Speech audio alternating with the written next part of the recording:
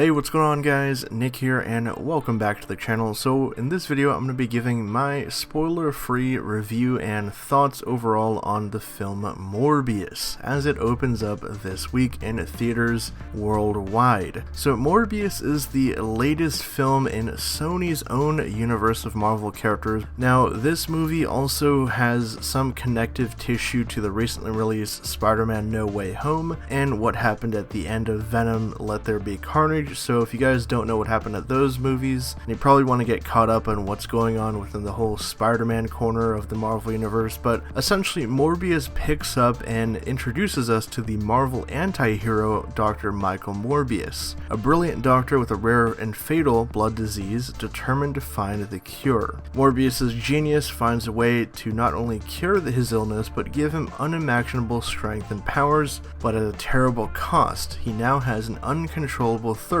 for human blood. Morbius is played by Jared Leto, and there's also a couple other characters in the cast. In terms of main characters, we have Matt Smith, who's playing a new character made for the film named Lucian, who Morbius nicknames Milo, and they're sort of best friends from childhood. They share the same blood disease, so they've basically been trying to work together their entire lives to find a cure for it. The other main character in the movie is Martine Bancroft, played by Adria Arjona, and there's also a couple other characters that show up in the movie. They're sort of FBI agents Simon Stroud and Alberto Rodriguez. They're assigned to the FBI's Department of Enhanced Individuals. So overall, I saw this movie earlier today and I was actually kind of looking forward to it just because it's something different. It's not made by Marvel Studios, it's Sony, so they're a little edgier with their movies. They kind of do things differently, and honestly I was a little bit disappointed overall in the movie. It's not bad necessarily, it's just very middle of the road, mediocre, average,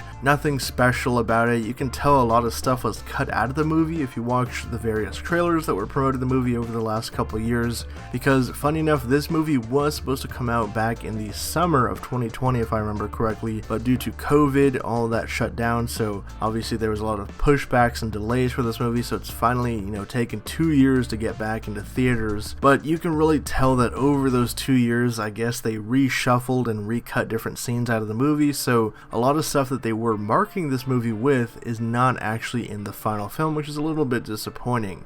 As for the character of Morbius himself, we don't really learn too much about him. He's a doctor, he's this guy who's been dealing with this blood disease, although a lot of his origin is pretty quickly skipped over and summed up in about 5 to 10 minutes with his, childhood friend Milo, played by Matt Smith, who ends up becoming the villain in this movie as they have this sort of brotherly camaraderie, and then later on when the characters go in different directions, they come head to head with each other. So, overall this feels like one of those comic book movies you saw in the early 2000s or something. It's nothing special, you watch it once, you move on. It doesn't leave like a lasting impression with you or anything, and I'd be kind of surprised if they moved on with the Morbius 2. I think the movie was really honestly to introduce this character so they could have him part of the Sinister Six that Sony is developing with, various characters. Obviously Michael Keaton's Vulture's in the movie, that's no surprise. He's been heavily marketed in all the trailers so far. You have Venom, there's talks of doing Black Cat and Silver Sable. Kraven the Hunter is a movie that's shooting right now, so Sony's clearly building up a sort of villain team up, and Morbius is one of the characters that shows up in Marvel Comics. He's a prominent Marvel Spider-Man villain, so it makes sense that they would use him.